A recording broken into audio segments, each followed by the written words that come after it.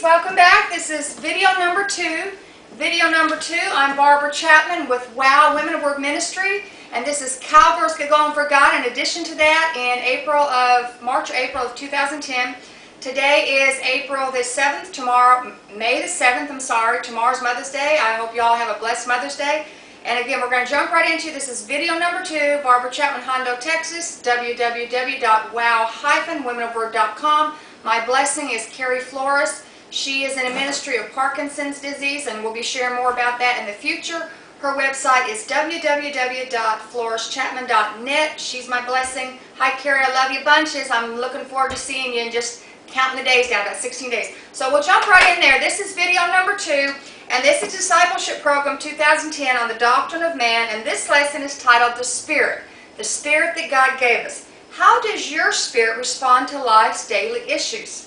First, we want to share with you a little bit about man's spirit, and we're going to go to God's Word to do that. So let's pray real quickly. Father, we thank you for your Word.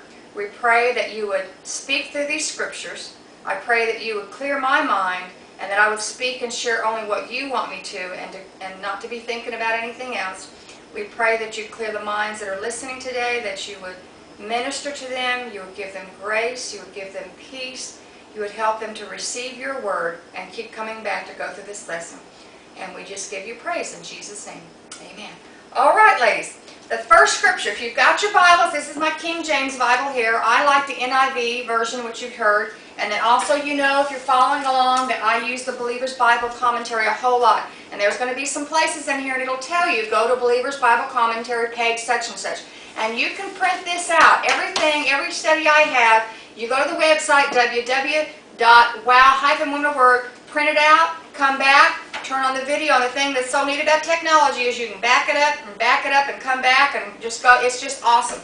So hearing God's Word, you want to hear it and you want to come back and listen to God's Word and read God's Word over and over and over again. Sometimes just one time won't get it. So everybody studies differently. I listen to the same thing over and over and over again, because the more you hear, the more you receive, and the more you get grace and you can be more like Jesus. So having said that, our first verse for today in video number 2 on how does your spirit respond to daily lives, we're looking in Judges.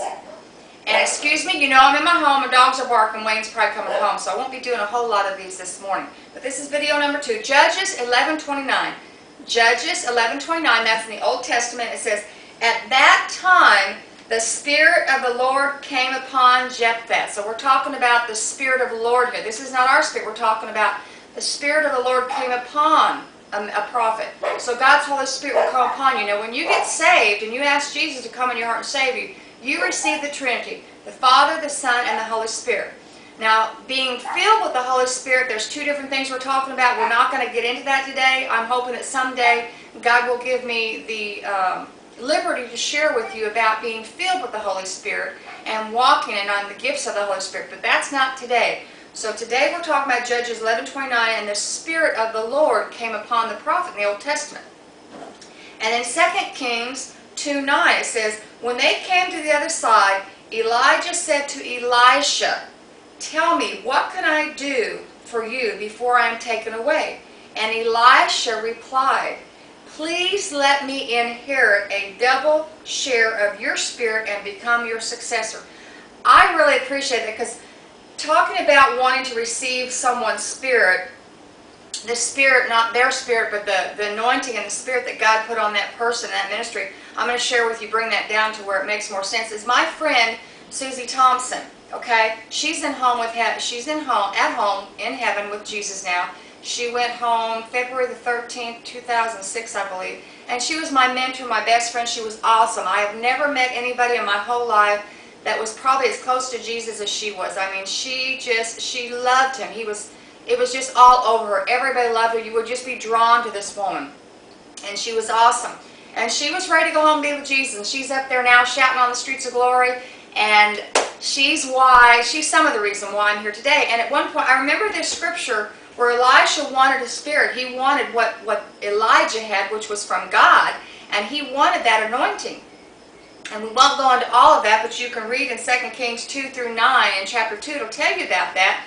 And he wanted that anointing. And because my friend Susie had such a love for people, and such an anointing and such a Jesus spirit. I wanted what she had. And I asked her one time, I said, Susie, can you pray for me that I receive that anointing and that spirit, some of the spirit that you have?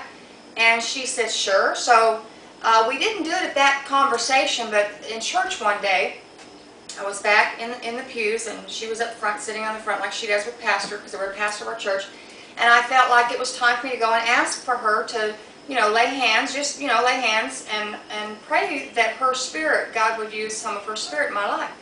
And so we prayed, and we just, touched hands probably like this, and there wasn't fireworks and a bunch of things like that. She just prayed a simple prayer, and I couldn't even tell you exactly what she prayed, just simple prayer.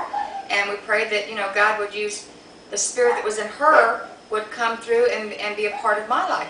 Now, nothing really happened. I didn't see anything. We prayed the prayer, and I went on about my business.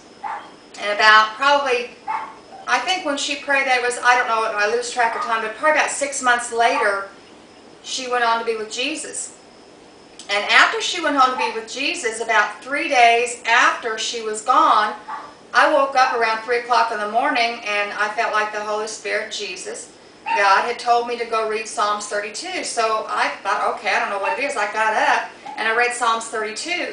And when I read Psalms 32, it started this journey. And I'm going to paraphrase and show you where I looked up the words the way I study sometimes. And this is what God's Word said to me. And I wrote it down on my marker. And this is my foundation. I go back to this all the time. This verse right here is why I'm here today on May the 8th, 2010.